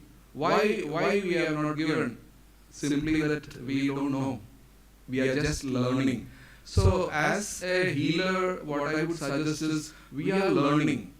We are just becoming the better version of ourselves in all sectors. So it is good that we join hand in hand and say, let us learn. Let us pause a moment. Let us know each other. It is not like going back to the history, going back to the therapy practice and telling that Freud did so, or Carl Roger had this thing. Now what you are going to do? No, we live in the present, and we need to bring reconciliation here and now. It is everything in the here and now. So the spirituality of here and now and to be listeners are so important. So for me, I was feeling happy that small steps I could do. Kerala is also much open to community. And in 4 years ago, the lawyers, there was an association of lawyers, and they called me just to talk about trauma to the trans community. And they asked me one thing after the session regarding trauma, Father, can we hug you? I told you can do that. And there were 7 members of them, and I'm sorry, the leader who went into some other turmoil and she committed suicide. They were given job opportunities in the Kochi metro and all these sort of revolutionary things. But when I look back, I would thought if I had some tools to have a group sessions or something with them, but I don't have a training. We don't have an institute how to train or how to take counseling for community members. So this paper is somehow I am presenting to you as a listener. How can we be gentle? The first thing you should know, we have to begin with a reconciliation. Not only listener, you should literally ask pardon for the damage, the language we use, the inattention we have, because we are not trained. We are not trained to listen to you. There's little things are there for us. So I like ADP therapy by Diana Fosha. She talks about accelerated experiential dynamic psychotherapy. And she would use these terms and forgiveness. So a lot of kind of spiritual terms are entering into counseling to heal what we call an emotional trauma, a trauma that could not be explained. We call it a pre-verbal trauma, where the child experienced stress, abuse, or discrimination, cannot express them. So what is a therapist and a healer, and what is the difference between a psychiatrist and a clinical psychologist? Okay, so you can go to a counselor, you can go to a counseling psychologist, a social worker counselor, a psychologist, clinical psychologist. So in clinical psychology and psychiatry, we have to be attentive, because they are going to use the diagnostic tool of DSM-5 or ICD-11. And these tools keep on changing. When I completed my master's or licentiate in 2016, I was studying DSM-4. Now it is 5. And I learned in Italian, and now I'm learning it in English. Again, it's revised, already revised. So you should know the speed of things that are changing. So one quality that you should take away from my intervention would be open to learning. The more learning we have, slowly we become what God wants of us too. Because we are living in the history here and now, and we need to update ourselves. So in therapy, the therapist is not the police or the judge. But if you're going to a psychiatrist or a clinical psychologist, they are, I am also a clinician, so we are trained to diagnose according to DSM-5, which is already revised. In next 2 years would be another book. It is also costly, 5,000 for one book, 3,000 to 5,000 you have to buy again because it's already keep on updating. So a therapist is not a person who would judge or a police. This must be careful. So many times I find that psychiatrist told me I am having this and this, that. So this is the place where positive psychology comes of Martin Seligman, and would come, let us work with the strength. Let us see what Asana has got. What is the beauty that she brings. And from there, you can help the person to find herself. So I want to tell the difference. A healer is a person who doesn't look at the pathology directly. In the healing ministry, what are you going to see? You're going to see a person in a given situation was alone. Healing is undoing aloneness. What all I studied and my practice, if you can, who are listening to me, you can just undo the aloneness of the person. That is healing. That creates community. They know that there is someone who understands me. I'm just concluding. Regarding the neuroscience part of it, see, today the functional MRIs, if you take the functional MRIs, you can directly know whether this is a blunt statement, but it can be proved.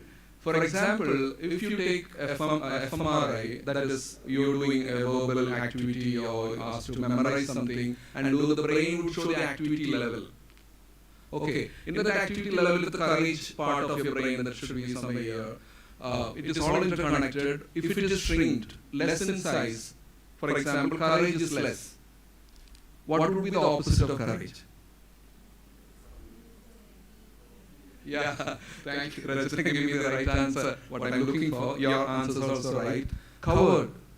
So, neuroscience has reached to this level, latest, just having your fMRI, by the brain areas that are shrinking a little, maybe you know that our elders, parents, doctor would say, the PFC, the prefrontal cortex area is shrinking. What does it mean? That means decision making becomes difficult. They cannot execute anything.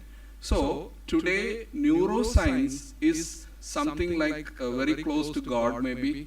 I would say neuroscience is God at this moment of science. That is, by a functional MRI, you can see the brain areas. You can do treatments. And I want to conclude telling that what before 10 years, they would say that brain is damaged, nothing can be done.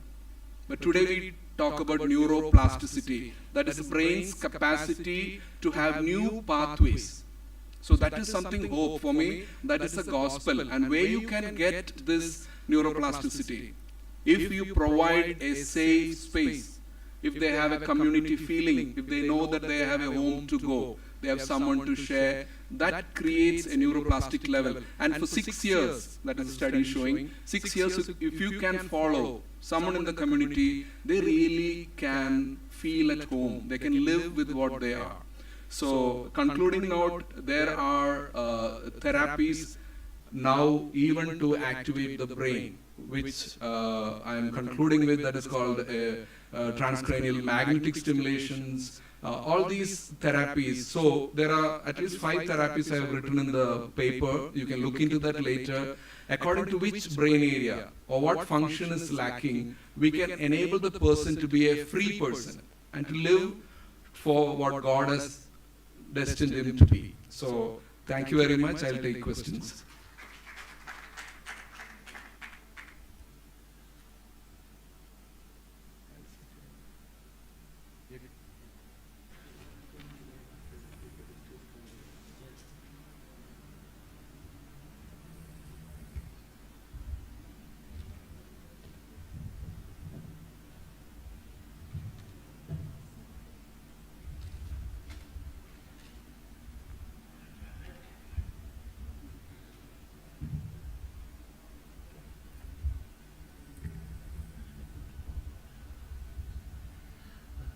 Thank you, Dr. for the Chilton Johns, Fernandez.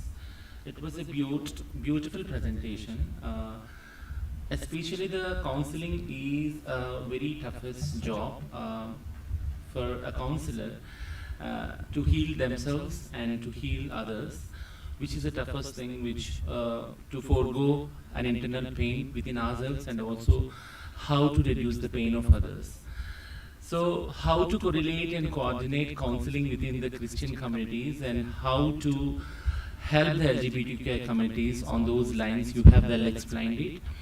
As we all know, like in 2012, the World Health Organization has declared the homosexuality and also put it in the row of international classification of diseases as a disorder, taking out from diseases line. And in 2015, American Psychiatric Institute also declared it as not as a disease, as a disorder. But still, we are in 2024, need a lot of psychiatrists to learn and unlearn the issues of LGBTQI persons in terms of counseling. That's what you echoed perfectly. And nice retrospective to the institutionalized homophobia and transphobia within the professionals of psychology.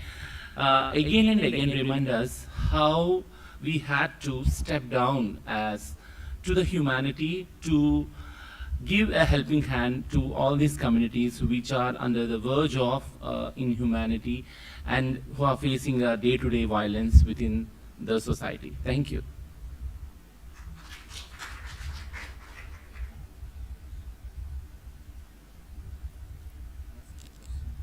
Any questions, please? Yeah.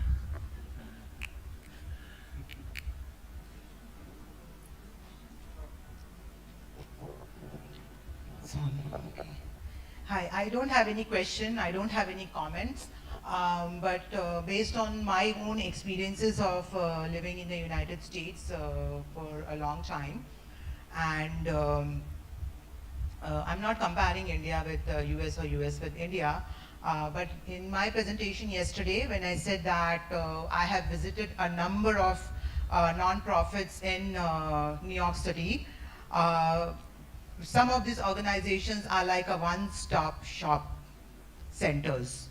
And there are numerous services for the LGBT plus community under the same roof. Like in Manhattan, if you go to the LGBT center, oh my God, it's a heaven in terms of services.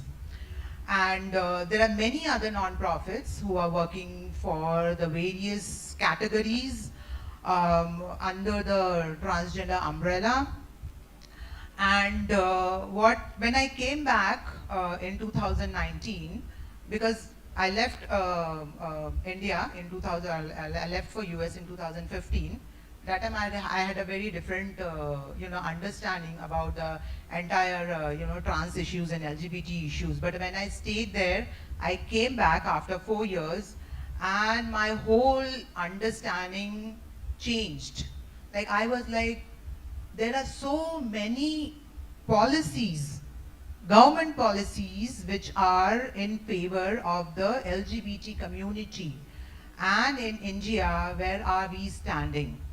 Nowhere. Like I know, like there are, many activists, a lot of other people from the community and non-community members who are trying their level best to do their best for the progress of the LGBT community. But we are still like yesterday I said, like, that's my understanding, that we are 5 years behind of, some of those countries, 50 years behind some of those countries. And we are taking baby steps in India in terms of rights. In terms of rights, like somebody was talking, I think Sana was talking about human rights, like the constitutional rights. And then when it comes to LGBT rights, we are like so behind. And then this conference, which is so much focused on faith-based approach, and so we should understand that where are we standing today? Forget the human rights aspect, forget LGBT aspect, or forget trans aspect. But as people from a particular religion or a faith-based approach, where are we standing today? It's very, very important. And the kind of work that is required to reach to a stage where we say that we had achieved and the LGBT rights are protected and all the services are provided, it's a long, long, long, long way ahead. I don't know, 10 years, 20 years, 50 years, maybe we'll reach there, but it's a lot of work. Like from my 30 years of experience, I came into the community and into activism when I was a teenager, and even today I hear some of the same things that I heard like 30 years ago. So, Sabina, I think we can work together. Yes. No, like as a community member, it's working like, you know, together.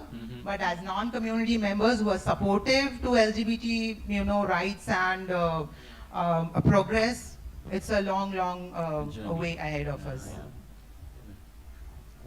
Thank you. Thank you. I don't have a question, but I have a suggestion that, as she said, mention about we have now started for women the one-stop center. After 2019 Act already on paper, I don't know how many states it is implemented and services are provided. There also they have given that we need counseling services and legal. No, 1 minute. So somewhere under the act now we have to, she has done I think in Karnataka, right? So I think we should have the best practices, we can collate this and we can present with different governments, state level. Maharashtra also have started, we have the teams there as we have in Karnataka, but somewhere we are not getting a proper lead. So I think even the people are here from College of Social Work, somebody has to take a lead. We are here today, we are talking as a religious group, okay? Non-profit, at this moment, even the our community organizations, our group, we are working independently. Somewhere we have to come on one platform together and then somewhere we have to do. So I think this platform where we can collate all these experiences and put it in the practice. Absolutely. Thank you. Thank you. Any questions? No questions. Yeah, you have a question. Yeah, please. Father, I liked your presentation. So I have a short question. Father, there are some studies which says that gay men and heterosexual women have similarly shaped brains. One of the study from Stockholm Brain Institute in Sweden. Like this article is from 16 years back, but then it's published in The Guardian. So 16 years have passed. Like, what about this recent advances in neuroscience? Whether they make this kind of suggestion, like, or it's just a kind of like this thing, pattern kind of. No, I've not checked into that for 16 years, but recently, because in the paper I have made it clear, I was trying to look at the issue, not regarding how the brain looks. Of course, we have that the size of the brain, things are all different, male, female, and all those things. I'm not going into that reductionist theory, but I was looking into the brain areas that get affected and why a community member cannot come back. Cannot come back in the sense why that person would find difficult to feel safe when they are always unsafe. They are always unsafe. So as a counselor, if you look into these three brain areas, that is the prefrontal cortex, amygdala, and the hippocampus, so that is the three areas which I emphasized. And looking at that and looking at the community, you can bridge the gap. Because a counselor, it would help if you have an MRI, an EEG, it will help. I didn't take the issue of sex and gender issues, because a healer normally doesn't look. That's why I told I'm a clinical psychologist. I'm supposed to give you a report who you are. Sorry, that's what the government and the law says, but I don't do. I abstain. I would say I will not give a report because I see a person in front of you. So I presented it as a healer. As a healer, I join with you. And what are the brain areas that you should be careful? So three things to be very careful. That is executive function. It is going to be so difficult for a traumatic, those who have gone through stress. Decision making is not easy. Yeah, community members can join me because the prefrontal cortex area. No, regarding memory. hippocampus is completely alarmed, so it cannot retain long-term memory. So I was thinking, study is telling them they are students also. So much they must have struggled to study, by heart it, repeat it. Like issues like depression, Yeah, anxiety, yeah, PTSD, right.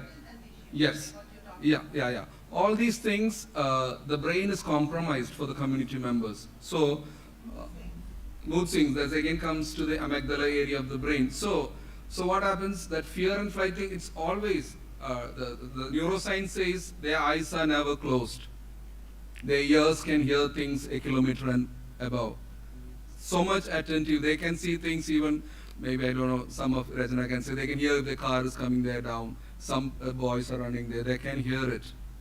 Yeah, see, so much active their brains are because of a fear and threat. So a counselor is not trained to that. So my suggestion was in the paper, take Jesus and neuroscience with you. So neuroscience is today helping to know the community members better than getting into a reductionist theory to classify things. I think that is not going to help. That is only going to divide. What is going to unite is that we are children of God. And then what can we do to heal? And how can we become better? Yeah, thank you, John. Thank you, Father. Thank you. To add one thing, what sister said, I'm calling you a sister, but as a behan. She talked about the one-stop center for women, and 2002 when I started, 2022 when I started working for an organization called YRG Care, they were given the project to establish one-stop centers for transgender people across India. And as far as I have an understanding, today there are 21 one-stop centers. I was the capacity building officer for that project, and once the one-stop centers were establishing, I was training the staff of those one-stop centers. So there are one-stop centers across India, and Plan India, which is the Indian chapter for the Plan International Organization. Plan India is now the in charge because they implemented that project. They were the primary recipient of the Global Fund for this project, and YRG Care was a sub-recipient organization. So now Plan India, after 2 years of implementing and starting these one-stop centers, they are now in charge to see if the centers are working effectively, and they are sustaining. So if you people want to reach out, different states have these one-stop centers for the transgender people. Reach out to Plan India. One-stop center is like the same concept, like apart from HIV/AIDS, because I was there right from the initial stages of the implementation of the project. That's how I came to know that. It's one center where you can get services which are like all kinds of services, but priority is not HIV/AIDS, because a lot of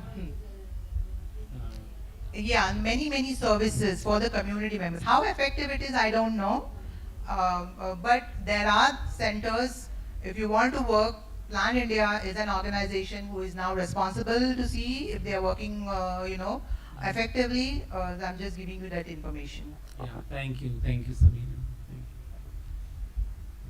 So we can close this, panel with nice, presentations, and also as response from the audience, and also some inputs regarding this whole concept of psychology.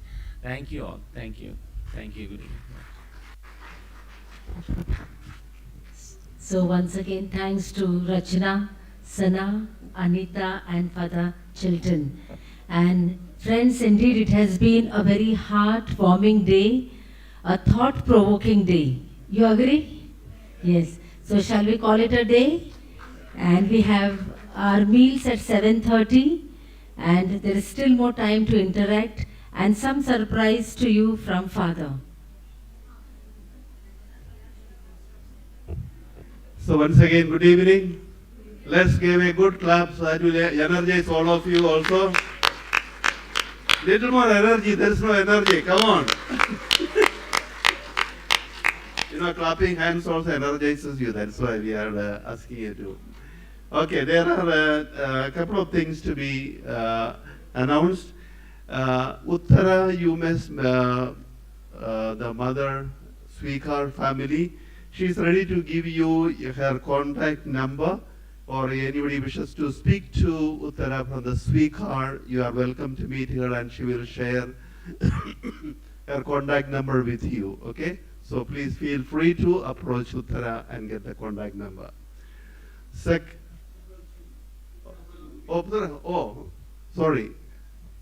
Please approach Ruby for the contact number of Sweekar family, okay? Second thing is, Bridge and Embrace leaflets are down there. Please take a copy of them, and that will give you and promote and help them also to reach out the mission to different places. You also will see Ishvani Kendra brochures of this year. Why we put it there, next year's is not yet ready. But it is practically more or less the same kind of programs that we have, more or less same timings will be there. Please take a copy of that also. Please take them to your, that gives you an idea about what is this institute doing during the rest of the year. And then finally we have at 8:15, what we have been waiting for, during the come and see, our community members would like to showcase their talents in dance and music. At 8:15 here, come and meet at 8:15 here in this hall, 8:15 to 9:30. Okay, thank you. Have a pleasant evening. And Father Victor's. Yes.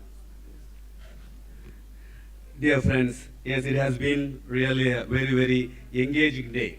So while all others can rest for a while before you go for supper, the following members are requested for additional service. Kindly come to the front of the hall. Just for about 10 minutes, we'll have a meeting. Sister Anita Chettiar, Reverend Devajyoti, Sister Prema, Brother John Marshall, Father Sunny Richard, Miss Sana Suman, Miss Rachana, Miss Inba Ignatius, Sister Amita, Father Chilton, Father Dolly Chen, Father Mohan Das, and Father Felix. Thank you very much.